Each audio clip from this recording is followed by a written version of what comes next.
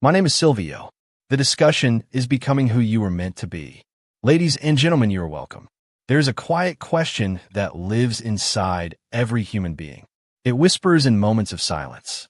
It nudges you when you watch someone else succeed. It echoes when you lie awake at night, staring at the ceiling.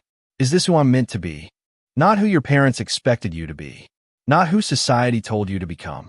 Not who fear shaped you into. But who you were truly designed to become. Today, we're not talking about fantasy. We're not talking about overnight success. We are not talking about becoming famous, rich, or admired.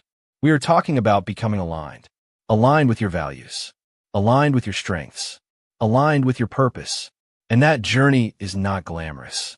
It is real. It is uncomfortable. It demands courage. But it is possible. Let me begin with a truth grounded in reality.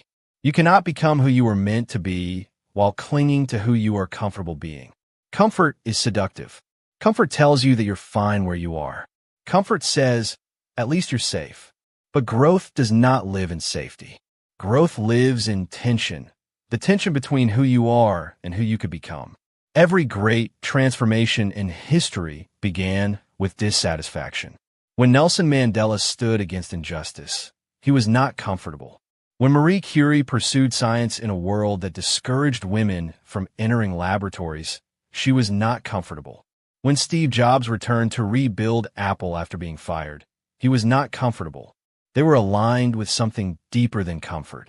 They were aligned with purpose. And so must you be. But let's ground this in reality. Becoming who you were meant to be is not a lightning bolt moment. It is not a single revelation. It is a series of small, disciplined decisions made daily. You do not rise to your dreams. You fall to your habits. That is reality. If you want confidence, you must practice courage. If you want strength, you must practice discipline. If you want wisdom, you must practice reflection. No one becomes extraordinary accidentally. Let's talk about identity.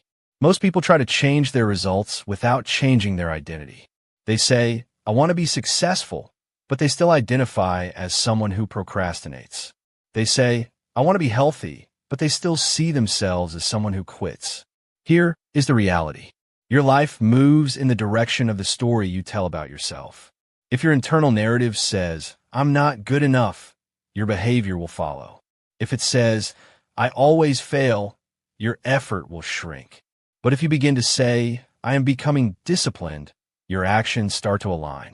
Becoming who you were meant to be begins with rewriting your internal script. And rewriting that script requires brutal honesty. You must ask yourself,